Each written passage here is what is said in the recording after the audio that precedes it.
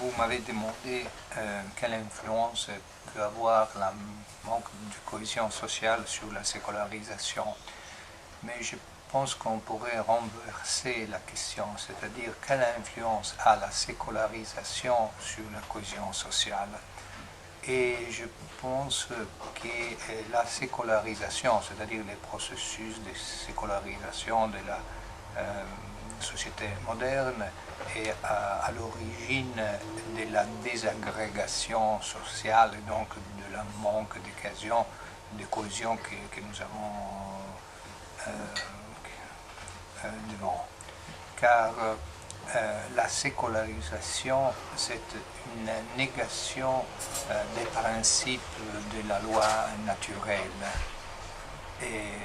Car la sécularisation, c'est l'affirmation d'un processus irréversible de l'histoire qui va changer la nature même de l'homme et de la société dans une perspective dans laquelle il n'existe pas des valeurs absolues, des valeurs objectives, naturelles. Et donc, le fait est que la cohésion sociale est fondée sur la nature humaine. La cohésion sociale est fondée sur l'existence de certaines réalités, comme la famille ou l'État, qui ne sont pas des réalités historiques, mais sont des réalités naturelles.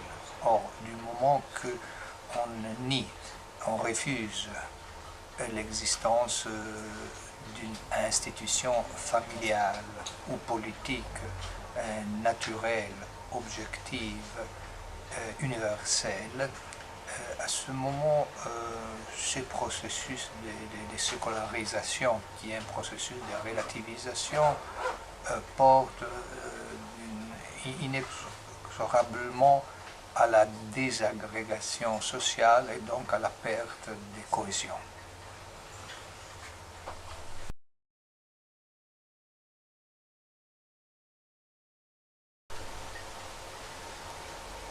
Vous m'avez demandé comment l'Europe peut supérer l'impasse relativiste.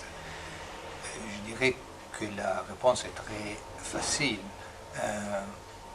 Il faut revenir à une vision de la vie et de la société fondée sur des valeurs immuables et sur la loi divine et naturelle.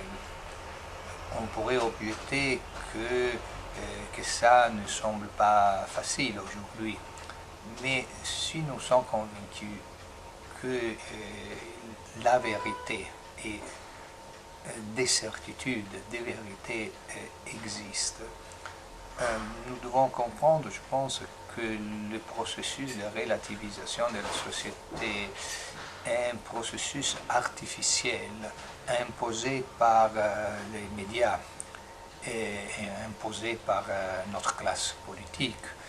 Et imaginons que pour une semaine, pour 15 jours, pour un mois, les médias cessent de nous inculquer certains slogans, certains faux principes. Eh bien, la nature qui aujourd'hui est étouffée, niée, conculquée, immédiatement revient à la lumière. Donc, il n'existe pas une perte réelle des principes naturels, mais nous pourrons dire qu'il existe une éclipse. L'éclipse signifie que ces principes, ces valeurs sont toujours là. On doit seulement les maintenir, les conserver, les transmettre, les diffuser dans la société. Ça, c'est, à mon avis, la route, la bonne route, l'itinéraire obligé pour une renaissance de la société contemporaine, de l'Europe contemporaine.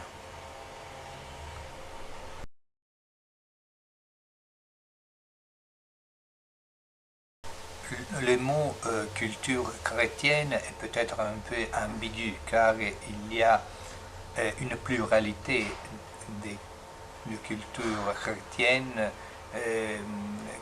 qui sont quelquefois en antagonisme entre eux. Et donc je parlerai plutôt de culture catholique car le mot même de chrétien peut être entendu d'une façon peut-être trop écuménique. À mon avis, la véritable culture chrétienne est la seule possibilité pour une renaissance de la civilisation chrétienne. Une civilisation qui n'est pas une parmi les autres, mais qui est, selon le mot de Saint Pie X, l'unique possible civilisation de l'histoire. C'est-à-dire que l'histoire d'Europe, l'histoire de l'Occident et je dirais l'histoire du monde a connu pendant des siècles une seule véritable civilisation dans le sens plein et complet du terme, qui est la civilisation chrétienne. Donc on ne doit pas bâtir une nouvelle civilisation, mais on doit édifier et restaurer cette civilisation. Et aujourd'hui, l'Europe et l'Occident sont immergés, plongés dans une apostasie civilisationnelle. Et nous devons sortir de cette apostasie et revenir au principe fondamental de la civilisation chrétienne.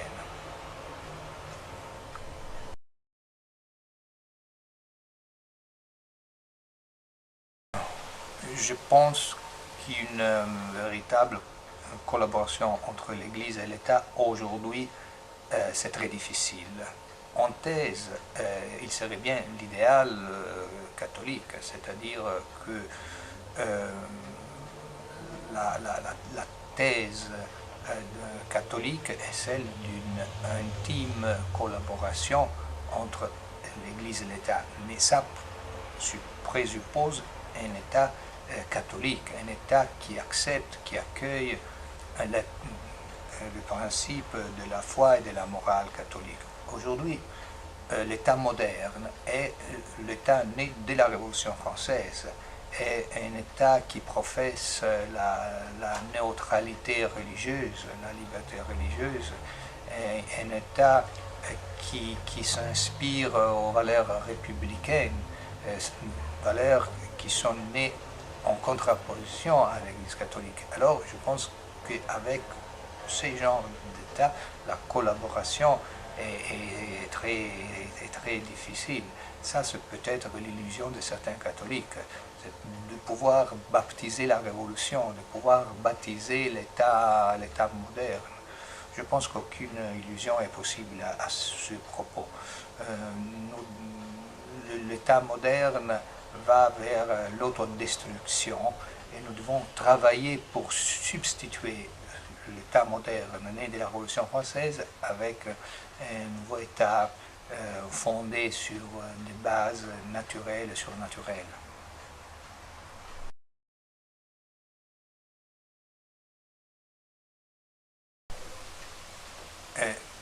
Je dirais avant tout que l'Église catholique est l'Église romaine. Donc Rome reste le centre du monde, reste le siège du papauté.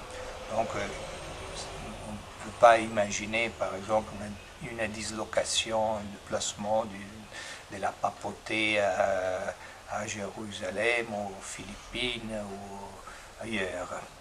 Et l'Église catholique est enracinée dans l'Europe chrétienne.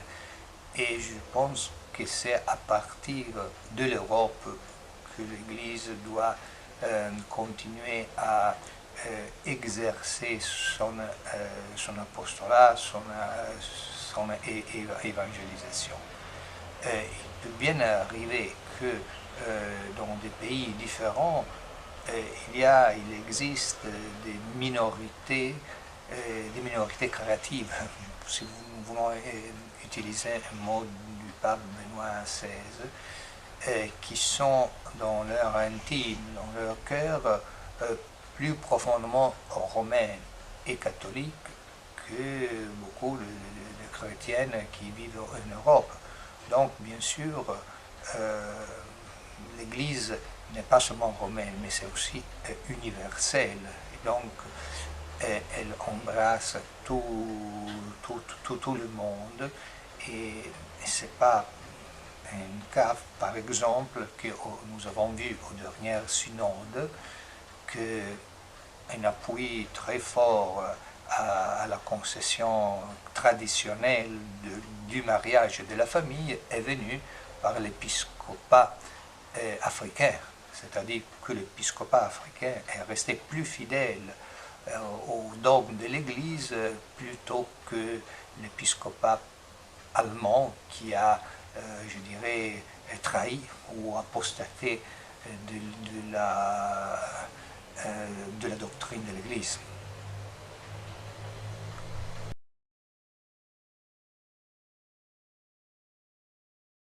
Bien, je pense qu'on doit distinguer entre l'Église et l'Europe, c'est-à-dire que l'Église a reçu par notre Seigneur une promesse d'immortalité et l'Église va survivre jusqu'à la fin du monde. Alors que l'Europe, comme d'ailleurs toutes les nations qui composent l'Europe, sont des nations mortelles. Nous avons vu dans l'histoire qu'il y a eu de grandes civilisations, telles que la civilisation romaine, qui s'est effondrée, c'est-à-dire que les nations peuvent soit survivre, soit disparaître dans l'histoire. Et je pense que si l'Europe reste fidèle à l'Église, l'Europe va survivre. Si l'Europe devient apostate, si l'Europe continue dans le processus d'autodestruction qui aujourd'hui la caractérise, malheureusement l'Europe ou quand même certaines nations européennes vont disparaître. Ça, c'est d'autre part aussi la prophétie de Fatima. Dans cette prophétie, la Sainte Vierge parle de l'anéantissement de certaines nations. Et pour ceux qui ont la foi, ce mot de la Sainte Vierge ont quand même une valeur.